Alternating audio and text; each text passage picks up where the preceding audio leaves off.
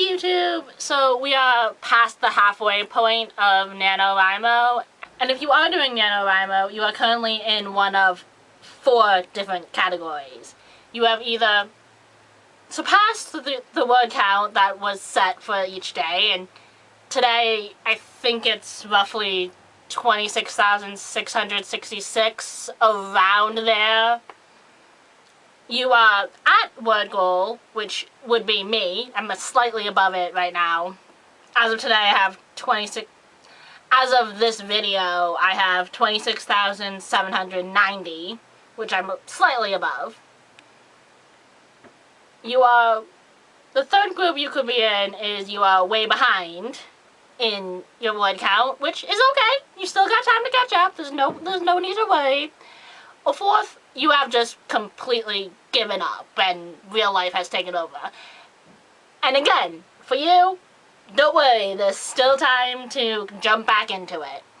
So in this video, I'm going to give 4 different tips as to how to finish NaNoWriMo. The first trick I have is something my friend Allison actually told me about, and that's Written Kitten. Now, Written Kitten is a website in which it'll give you a new cat picture for every... It starts out at 100 words, but you can change that. For every so many words you write, you get a new cat picture. Now, I don't know about you, but kittens are always an inspiration for me.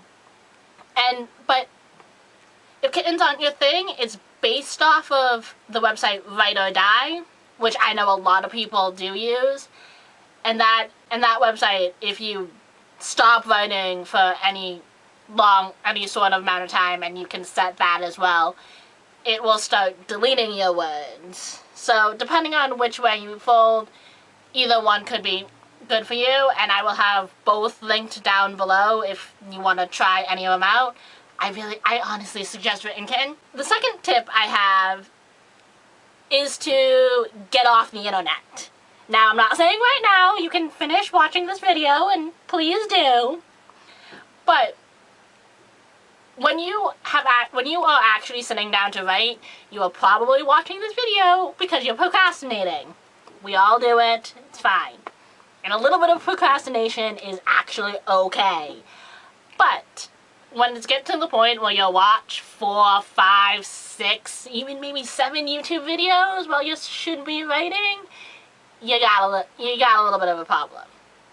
So my advice would be to set a certain amount of time, be it 20 minutes, be it a half hour, be it even 10 minutes, where you turn off the internet and just write. After that set amount of time, you can go back to the internet. That's absolutely fine. But for that 10, 20, 30, whatever, however many minutes you want, your only choices are to either stare at a blank piece of paper or a blank computer screen, depending on how you're writing, or to write. Now, my third advice kind of is completely opposite of my second advice, and that is to do something else. Do anything else that has nothing to do with your story. During week 2 and week 3, depending on some people, that's when momentum kind of starts to dwindle. You were really excited at the beginning of the month about your story, and now it's starting to feel like a chore. And if you're in the States, Thanksgiving is around the corner, and maybe even Christmas music is playing on the radio, and you just don't want to write. NaNoWriMo should never feel like a chore. It should be fun. So if it's starting to feel like a chore to you, or something that you're no longer having fun with, give it a break. Go take a walk. Go watch a movie. Go read a book. And if you're like me, you can go do the laundry that's sitting in a pile actually right next to my camera, reminding me that I still have to do it. But go do something else. Get your mind off of your book. And go back to it later, when you're not as stressed out about it. The more stressed out about it, the less likely you're going to get words. But if you do want to continue writing, say you're behind on your word count, my advice to you is to go back in your story and reread some of it. Now, I'm not saying to delete anything from it, even though you may have a pink fuzzy elephant somewhere in there that just kind of randomly gets plopped in. That's fine. But what I've noticed is when I go back is I find that there's bits and pieces that I kind of haven't explained as well, or that just needs a little bit of oomph.